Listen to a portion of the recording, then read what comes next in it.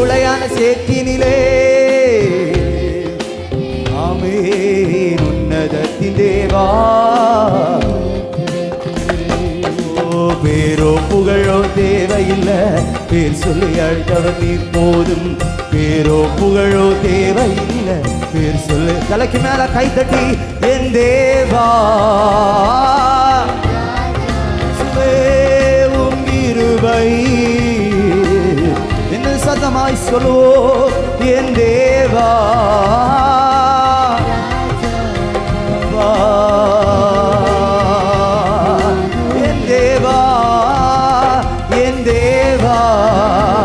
எங்கள் ராஜா உம் கிருபை நீர் என்னை தேடி வராதிருந்தார் நான் என்றோ அதிர்ச்சிருப்பேன். உம் கிருபை என்னில் தராதிருந்தார் நான் என்றோ அழிந்திருப்பேன்.